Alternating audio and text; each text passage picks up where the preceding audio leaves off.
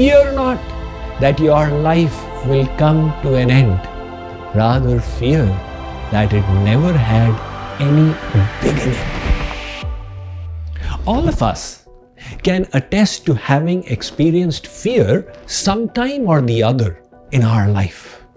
It could have been fear of the doctor's needle, or a difficult year-end exam, a critical job interview, or just fear of the uncertainty of the future, or phobias of heights, spiders, water, closed spaces, etc. A little bit of fear is always good because it induces us to take protective action. The problem is when the same sentiment becomes irrational and disproportionate to the threat. An old Indian fable relates that a mouse came to reside in a sage's ashram. Now the mouse was scared of the cat which was already living there. Out of mercy upon it, the sage transformed it into a cat. Now it was scared of the dog in that monastery. The sage again took pity and blessed it to become a dog. However, its fear persisted because there were lions in the nearby woods. The sage finally, out of frustration, said, "You will never be cured because you have the heart of a mouse. Go and become a mouse again." What is this fear that paralyzes us from taking action and that hijacks our rational thinking? Let's first hear about it from the Bhagavad Gita. Lord Krishna in 12.15 has said that my devotees who do not fear are very dear to me. I am reading from the commentary, Bhagavad Gita, the Song of God. The cause of fear and anxiety is attachment. It makes us yearn for the subject of attachment and fear separation from it. The moment we become detached from material objects, we become fearless. The devotees are not only free from attachment, they are also in harmony with the will of God. Hence, they experience neither fear nor anxiety. The sentiment of fear is hardwired in the human psyche for our self-defense. So, for example, if you were living in the forest and a creature suddenly appeared from behind the bush, fear would provoke you to take quick defensive action. Or if in the dark you find an intruder entering your house with a gun, fear will mobilize you into action. So what triggers with fear? Our brain has a part at the base of it called the amygdala. And this amygdala is responsible for intense emotions. The emotion of fear sets it into action. It takes over the prefrontal cortex of the brain, which is responsible for logical thinking. So there is now no scope for rationally analyzing. At the same time, the amygdala induces in the body the secretion of enzymes and chemicals like cortisol and epinephrine that trigger the fight or flight response. Those organs and systems that are not necessary for immediate survival are shut off, like the digestive system. And those that are necessary for fighting or for taking flight, they are enhanced, like the beating of the heart to pump blood into the muscles, and so on. Now, fear, if it lasts for a few moments, it is all right. But if it continues hour after hour after hour, it has disastrous effects on the health. And that is why we need to understand that what can we do to overcome this fear?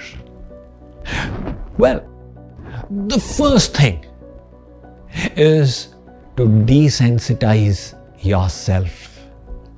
That is called systematic habituation.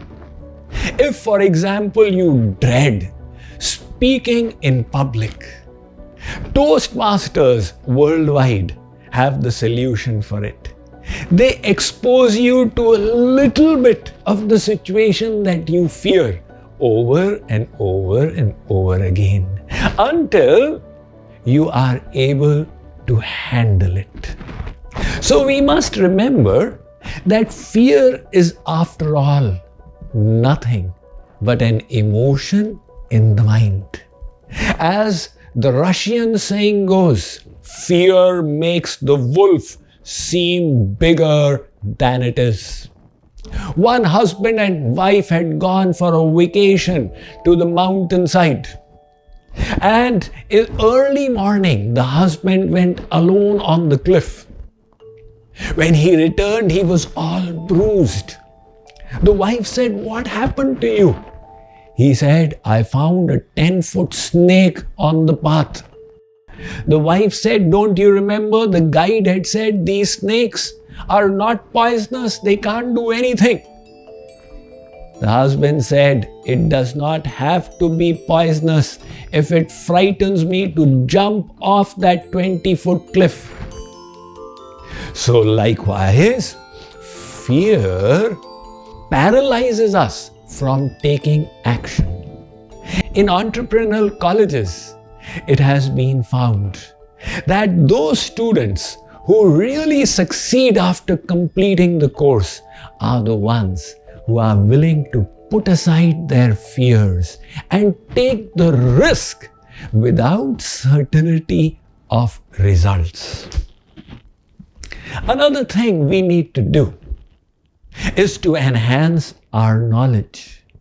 So, for example, if you have this dread of spider bites, then try and understand what would happen if the spider actually did bite you. 99.99% of the spiders are not as harmful as the mind makes them to be. And the next strategy is to consider the worst case scenario. Maharana Pratap was a famous Rajput king who stood up against the Mughal invaders in medieval times. He was informed there was a spy in his palace and he had better be careful for a plot on his life. He must keep 4 bodyguards with him all the time. Maharana Pratap gave a classic response. He said, "I would rather die once than live at every moment in the fear of death." So what is the worst case scenario? Is it that bad? Somebody said, "Fear not that your life will come to an end. Rather fear that it never had any beginning." As per the Bhagavad Gita, the main cause for fear is attachment. Bhoge roge bhayam. If you are attached to sensual enjoyment, you will fear disease. Kule chuti bhayam. If you are attached to high position, you will fear downfall. Vitte nripalad bhayam. If you are attached to wealth, you will dread penury. Sarva vastu bhayan vitam bhuvinirnam vairagyam eva bhayam. the moment we become virakt or detached, we become fearless. Let's take inspiration from Bal Gangadhar Tilak, who was the first leader of India's independence struggle, and he was the one who presented the slogan, Azadi Hamara Janma Siddh Adhikar Hai, freedom is my birthright. I want complete and absolute freedom for my country from the colonialists. So Bal Gangadhar Tilak, although so active in political life, was also a deeply spiritual person, and he wrote an extremely scholarly commentary on the Bhagavad Gita. He lived his life as per the precepts of Karma Yoga taught by Lord Krishna. There's a wonderful story about him. Once, British police came to arrest him, and they said that we need to put you in prison as per section 126 of the Penal Code. He said, please give me a couple of minutes to freshen up. And he told his friend, find out what are my rights under section 126 of the Penal Code. And then he allowed the police to take him and get him incarcerated. When his friend came a few hours later to the prison to meet Bal Gangadhar Tilak, he was astonished to find Tilak blissfully sleeping and snoring without a care in the world. He had done what was required, but was free from fear. It is said that once his son became unwell, and the wife came to him while he was in office and said, our son is not doing well at all. Tilak called for the doctor to see him and continued working. The wife was frantic and she said, your son is unwell, you have no fear. He said, I have informed the doctor. What else can I do? And thereby he exemplified the fact that the root cause of fear is attachment. And the way to overcome it is to free our mind from all kinds of attachments.